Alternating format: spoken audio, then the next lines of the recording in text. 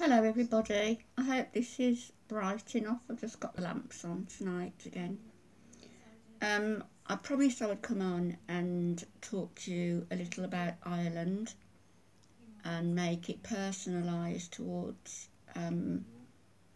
information that I've gleaned from my own research and reading and information obtained by my cousin's pages of documentation, which mostly is facts and figures and statistics. I want my story here to be about or revolve around a particular girl called Aisling Rooney. Now, I've taken the name Aisling from a real person. I've taken the name Rooney from a person of the same family, just trying to keep a little bit of anonymity there.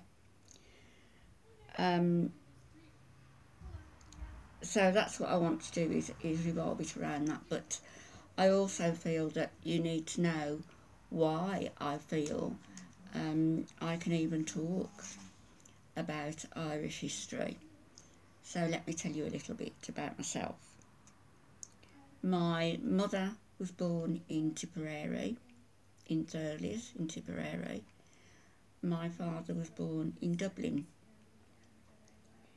My mother was brought up in Belfast, one reason and another. The story really is going to go back and forth through the ages.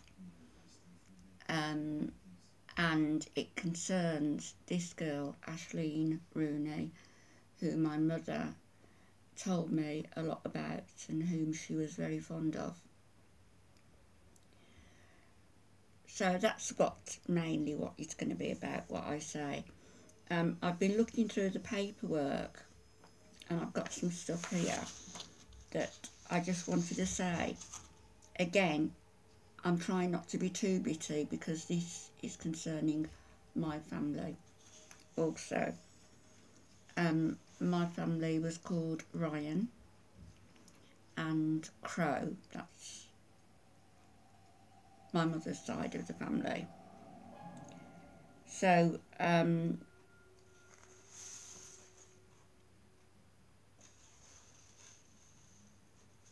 Anacarty, a village, is a village of 6 houses and a Catholic church. Some of my family came from there. 6 houses and a church. 6 miles northeast of Tipperary and 2.5 miles west by north from Dundrum railway station, also in Tipperary obviously. Part of the district is good for dairying. The rest is boggy. Oats and potatoes are the principal crops. A mountain stream in the vicinity is good for brown trout. At Ballysheedy, 1 mile from Anacarty, there is a circular tower. On this, Purefoy's Bagwell's property. I'm not sure whether Purefoy was the first name or whether there was 2 families, Purefoys and Bagwells. So that was Anacarty, that was where some of my family were from, so that's a little bit of history there about me and my family. And here, you'll get it all as it comes together because it's going to be over a period, this is. My uncle, who died in the 1980s, a poem was written for him to be read at his burial. And I'm going to read this poem to you because it's absolutely beautiful. It's called Clay. The replica mountain of golden clay breathed in the sun. Shovel by shovel, the same clay came up again. Every day, the same clay. For hundreds of years, the same clay. shovel by shovel came up, and shovel by shovel back down. Clay and bodies, and all mixed, a fusion of persons, a peaceful entity, a family of clay, a shrine of clay to the freeing spirits.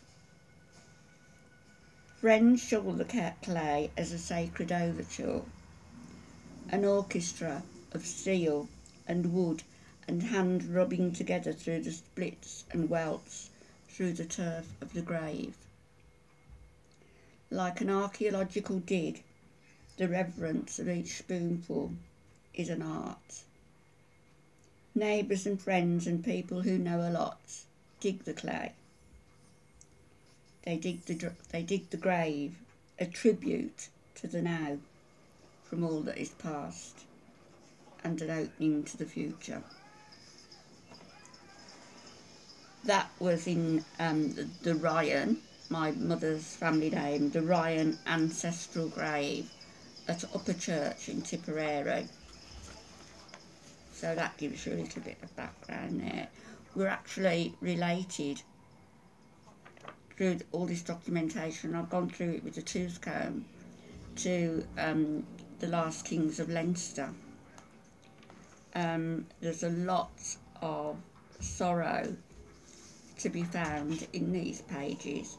For example, I didn't know there was an Uncle Bill who was a poet, and he set off one day with his animals to find shelter for them because there was going to be a foreclosure on his farm probably, and he needed to find homes for his farm animals.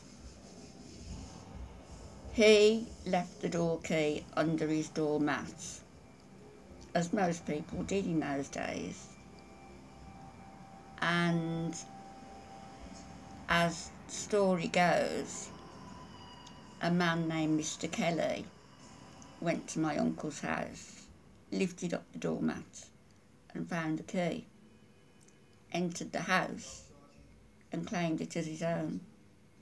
So my Uncle Bill lost his farm. He is also buried at Upper Church, a gentleman and a poet, and a man whose heart was broken. So I am qualified to speak on a lot, and certainly on my own family. I also have had a great uncle called Sean Tracy. Sean Tracy was a member of the Irish Republican Brotherhood, which was not the IRA. He was a soldier first and foremost, fighting for Irish freedom alongside Michael Collins and Dan Breen, who actually wrote a book by the name of My Fight for Irish Freedom, and mentioned my great uncle Sean throughout as a tribute to him. My Uncle Sean was shot by the British outside a haberdasher's in Dublin in, I believe it was 1920, when he was 26 years old. I need to check that, but I think that's right. And the story there is, when my uncle's coffin was being taken from Euston Station in Dublin back down to Surleys, a British soldier spat on his coffin, and the next day that soldier was found lifeless. By whom we don't know, but the British, as soldiers, had respect for my uncle. They actually saluted him, apart from that one, and they paid tribute to him. So there's a lot. That's a little bit of the family history. We're a very proud Irish family. We are very I'm not going to turn this little series of chats into anything political, but obviously, as with anything Irish and to do with Britain, a little bit of the political will come into it. But mainly, it's going to be a story about Aisling Rooney and how these things that I've mentioned affected her life, which I really only know about from the age of about 16 or 17 from what my mother told me. A very strong, capable woman, very intelligent, but who also had a tragic life, really. So this little series is going to be a tribute to her, and I hope I do her proud. I will be back.